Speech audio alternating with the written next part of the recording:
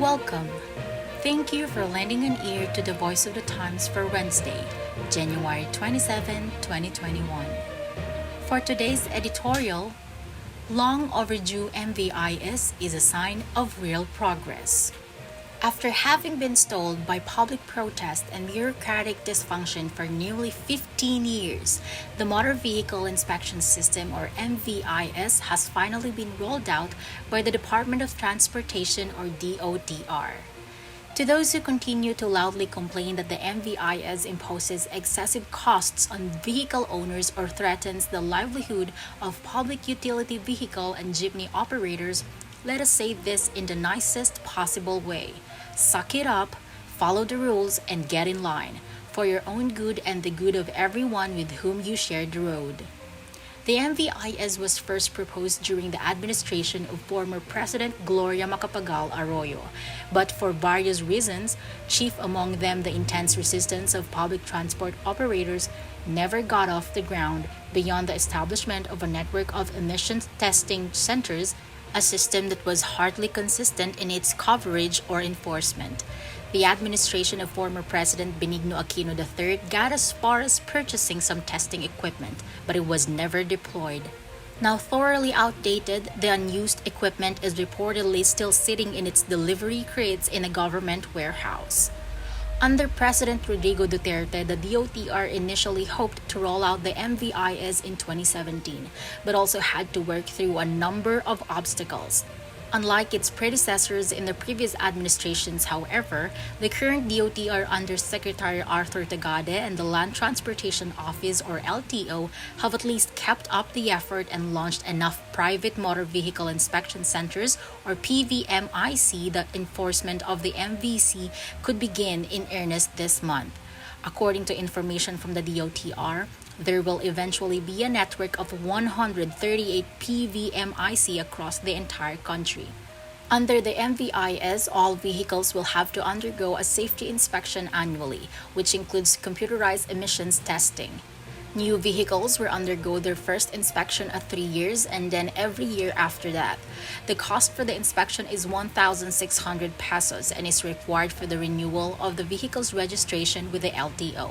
Vehicles that do not pass inspection will have their front license plates confiscated, which will only be returned once any defects are corrected and the vehicle passes a second inspection. The inspection covers 70 items and is very similar to safety inspections carried out in other countries where the public considers them an ordinary and non-controversial aspect of vehicle ownership. Most of the inspection items are matters of common sense, making sure that parts of the vehicle are not excessively worn or damaged, such as brakes, tires, suspension and steering parts, lights, window glass and mirrors, instruments, safety equipment such as seat belts and airbags, and so on.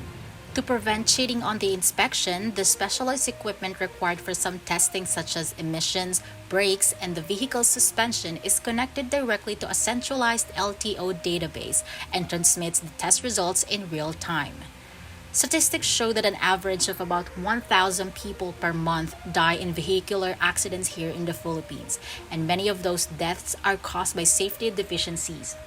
Initial results of MVIS testing suggest just how shockingly high the number of unsafe vehicles on our roads may be.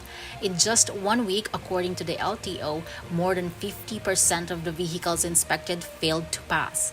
How many of those defects may have led to an accident later on if they had not been detected cannot be known, of course, but one undeniable fact is that having been detected by the MVIS, none of them will.